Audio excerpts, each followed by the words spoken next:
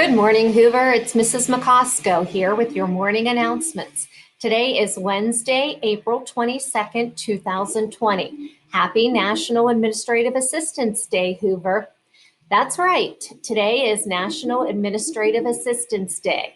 This day, also referred to as Secretary's Day, is a day where we recognize Mrs. Freilich and Mrs. Brown in the office for all the wonderful things that they do for us. Whether we're in school or whether we're apart during this break, they're always behind the scenes working on things to make sure that our school is running smoothly. They keep everything going like a well-oiled machine.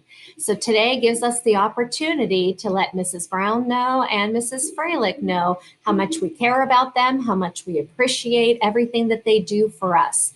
So if you have a chance today, you can drop an email to Mrs. Brown or Mrs. Freilich in the office, just letting them know that you're thinking of them and that you appreciate everything they do for us, and just checking in with them. Ask them how they're doing and make sure that they are staying safe and happy as well.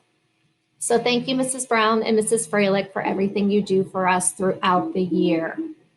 Now it's time to take a look at our Hoover birthdays. We have one birthday today. We'd like to wish a happy birthday to Matei in fourth grade, who's celebrating a birthday today. Happy birthday. Now it's time for our favorite part of the news around town. Let's check in with all of our Hoxham friends and see what everyone has been up to. So the first picture that was shared with us today was from Lily in third grade.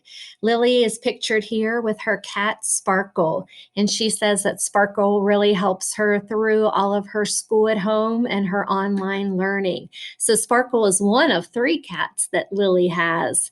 So good to see from you, Lily. Thank you for sharing this picture. We miss your beautiful smile. And next, we have some pictures to share with you from around town. These were pictures that were featured in our video, Love from Lebo. I mentioned this project earlier in the week. It's something that you can go on to the Mount Lebanon website and watch the full video. But these are some wonderful messages from different families from all around Mount Lebanon, including some faces in these pictures here that you should recognize. So good to hear from our friends and see that everybody is staying safe, Lebo. So lots of love from Lebo. Keep those pictures coming in. We can't wait to see what everyone has been doing. Now it's time for Hoover happenings. You know we always have wonderful things happening at Hoover. And I'm here to tell you about a wonderful initiative that we've been working on at Hoover and also many of the other elementary schools throughout Mount Lebanon. And it has to do with our 3D printer that we have at school that is part of our Matt's Makerspace and part of our library maker learning. So that 3D printer is being used right now to print masks and to help print filters for those masks for all the healthcare workers, all the doctors and nurses who are taking care of people who might be sick at the hospital. And I don't know if you hear that noise in the background, but our 3D printer is actually here at home with me. And I'm printing a mask right now. I'm going to give you a sneak peek at it in just a moment so that you can see what the 3D printer looks like in action. Especially all of our Hoxham 4th and 5th graders right before our break from school. If you remember, we were using some computer-aided design software, some CAD software called Tinkercad, and we were doing some 3D design and some 3D printing right before we were starting our school at home. So you boys and girls in 4th and 5th grade have some experience with this 3D software. So I think you'll find this pretty amazing. And I'll be sharing something with you 4th and 5th graders in your Google Classroom as well. So let me show you what one of these 3D masks looks like that we're printing. It's pretty cool.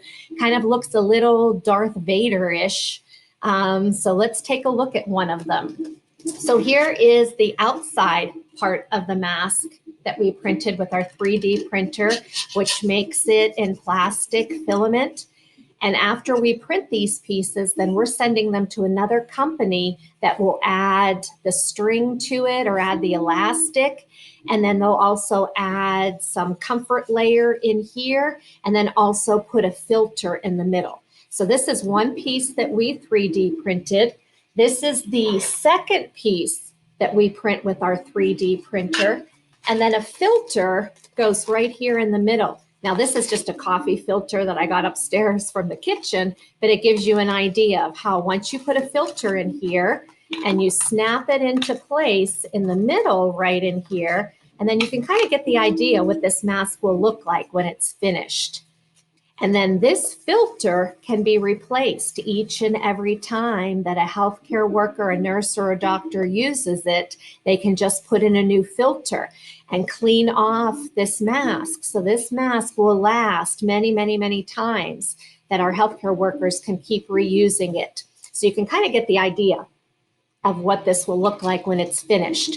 So tomorrow, one big batch of these from our elementary schools are being handed over to a foundation, to an organization in Pittsburgh that will work on adding the finishing touches and then making sure these get into healthcare workers' hands. So let me show you, maybe you can even listen to our 3D printer over here, and let me show you what it looks like in action. Let's see if we can get it on there. You see my coffee cup, some papers, and there's our 3D printer from Hoover. And right now you can see it's printing and it's making that inside piece that I showed you before. I showed you one that was gray, that was from a previous mask, and now it's printing one that's in yellow that'll be on the inside of this mask.